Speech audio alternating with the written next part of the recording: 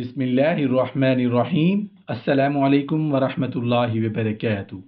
جنتی کرتے کی بہترین خصوصیات۔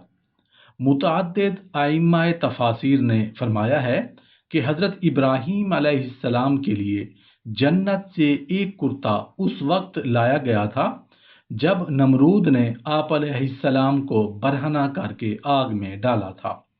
یہ کرتا کوئی عام کرتا نہیں تھا، متعدد خصوصیات کا حامل یہ جنتی کرتا ہمیشہ حضرت ابراہیم علیہ السلام کے پاس رہا۔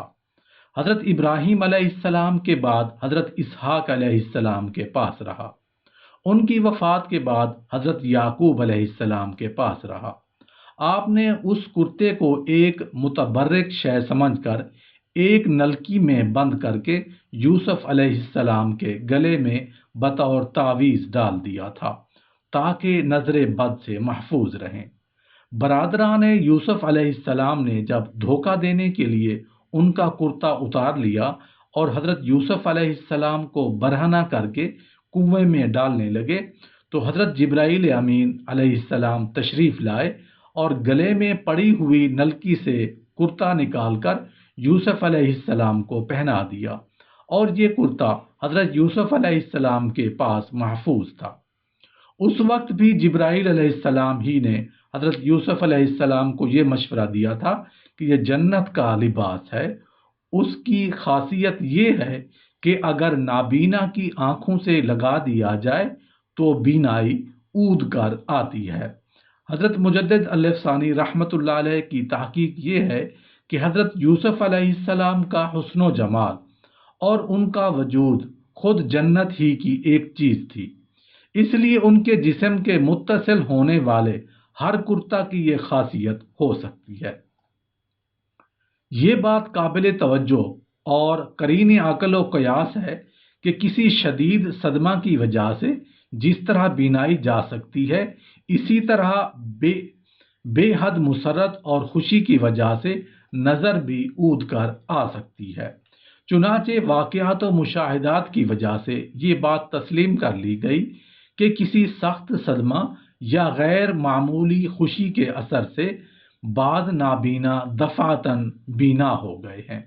امام قرطبی نے حضرت یعقوب علیہ السلام کے ساتھ پیش آنے والے شدید ابتلاء و امتحان کی وجہ یہ بیان فرمائی ہے کہ بعض روایات میں آیا ہے کہ ایک روز حضرت یعقوب علیہ السلام تہجد کی نماز پڑھ رہے تھے اور یوسف علیہ السلام ان کے سامنے سو رہے تھے۔ اچانک حضرت یوسف علیہ السلام سے کچھ خراٹے کی آواز نکلی تو یعقوب علیہ السلام کی توجہ یوسف علیہ السلام کی طرف چلی گئی۔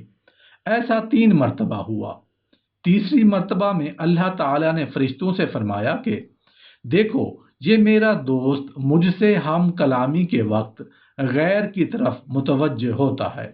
میری عزت و جلال کی قسم کہ ان کی دونوں آنکھیں نکال لوں گا اور جس کی طرح توجہ کی ہے اس کو مدت دراز کے لیے ان سے جدا کر دوں گا۔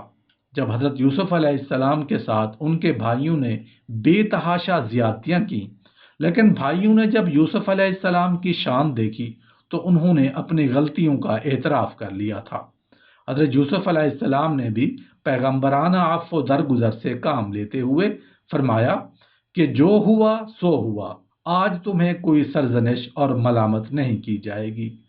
فتح مکہ کے دن رسول اللہ صلی اللہ علیہ وآلہ وسلم نے بھی مکہ کے ان کفار اور سرداران قریش کو جو آپ کے خون کے پیاسے تھے، آپ کو طرح طرح کی ایذائیں پہنچائی تھی، قتل کی سازشیں کی، معاشرتی اور معاشی بائیکاٹ کیا، حتیٰ کہ وطن عزیز سے نکلنے پر مجبور کر دیا، اور آپ مدینہ میں بھی چین سے نہ رہنے دیا۔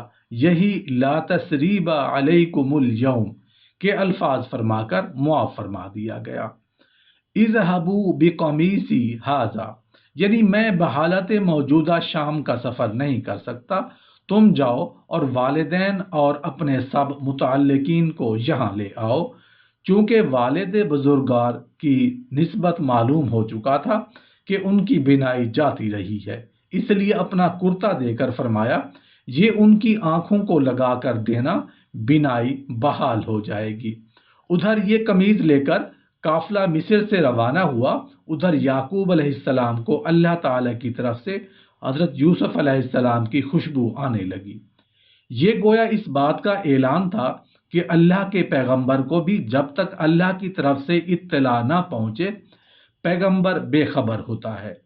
خدا کی قدرت، یوسف علیہ السلام قریب ہی چاہے کنعان میں موجود ہیں، کبھی نہ کہا کہ یوسف کی خوشبو آتی ہے، کیونکہ اللہ کو امتحان پورا کرنا تھا۔ مگر جب خدا کو منظور ہوا تو ادھر 100 میل دور مصر سے قافلہ یوسف علیہ السلام کا کرتا لے کر چلا۔ ادھر پیرہان یوسفی کی خوشبو یعقوب علیہ السلام کے مشام جان کو معطر کرنے لگی۔ کرتا کی وجہ سے بینائی کا عود کر آنا ظاہر ہے کہ کوئی مادی سبب نہیں ہو سکتا، بلکہ یہ ایک معجزہ تھا۔